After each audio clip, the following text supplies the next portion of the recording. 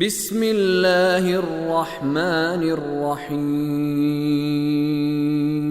ان المتقین فی ظلال وعیون وفواکہ مما یشتہون کلوا واشربوا ہنیئا بما کنتم تعملون انا کذالک نجزی المحسنین وَيْلٌ يَوْمَئِذٍ لِّلْمُكَذِّبِينَ۔ اللہ سے ڈرنے والے یقیناً سایوں اور چشموں میں ہوں گے اور اپنے من پسند میووں میں۔ جو اعمال تم انجام دیا کرتے تھے ان کے بدلے میں خوشگواری اور بغیر کسی روک ٹوک کے کھاؤ اور پیو۔ کوئی شک نہیں کہ اچھے کام کرنے والوں کو ہم اسی طرح جزا دیتے ہیں۔ اس دن جھٹلانے والوں کے لیے ہلاکت ہوگی۔ وفواکہ اور میوے، اور پورا ترجمہ وفواکہ مما یشتہون، اور اپنے من پسند میووں میں ہوں گے، پھلوں میں ہوں گے۔ فواکہ کے بعد اگلا جو حرف ہے وہ در حقیقت دو حروف ہیں۔ یہ جو مما ہے یہ اصل میں ہے من اور ما۔ من یعنی سے، ما جو کچھ یا جسے، یشتہون یعنی وہ پسند کرتے ہوں گے، ان کے دل پسند ہوں گے، ان کے من پسند ہوں گے۔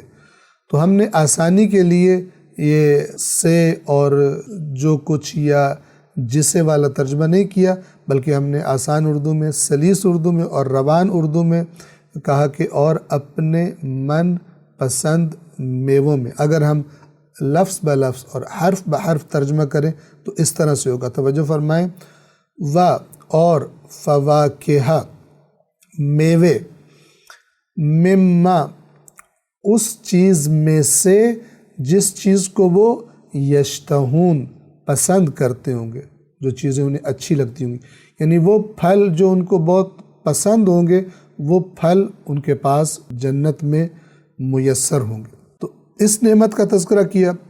مما کے بعد اگلا لفظ ہے یشتہون۔ اس کے حروف اصلی شین، ہا اور واو ہے، اور اس سے جو لفظ بنتا ہے وہ اردو زبان میں بھی استعمال کیا جاتا ہے، اور وہ لفظ ہے شہوت۔ شہوت کے اصل معنی کی طرف توجہ فرمائیں۔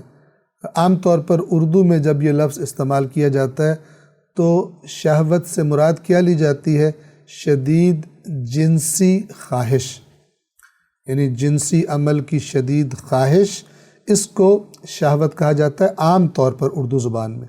لیکن عربی زبان میں اس کا معنی، اس کے معنی کا دائرہ وسیع ہے۔ توجہ فرمائیں، شہوت کا کیا معنی ہے؟ کسی چیز کی خواہش کرنا، یعنی صرف جنسی معاملہ نہیں، کسی بھی چیز کی خواہش کرنا، کسی چیز کو چاہنا، اس کی طرف رغبت کرنا، کسی چیز کی طرف طبیعت کا میلان ہو جانا، ان تمام معانی کے لیے عربی زبان میں لفظ شہوت استعمال ہوتا ہے۔ توجہ فرمائیں، شہوت کا لفظ بعض اوقات جب انسانی نفس اپنی پسندیدہ چیزوں کی طرف کھینچتا ہے، اس کھینچنے کی صفت کو بھی، حالت کو بھی شہوت کہا جاتا ہے، اور بعض اوقات خود وہ چیز کہ جس کی طرف انسان کا نفس کھینچے، اس کو انسان کا دل اس کی طرف میلان کرے، شدید خواہش پیدا ہو جائے اس چیز کے بارے میں، خود اس چیز کو یا ایسی چیزوں کو بھی شہوت یا شہوت کی جمع ہے شہوات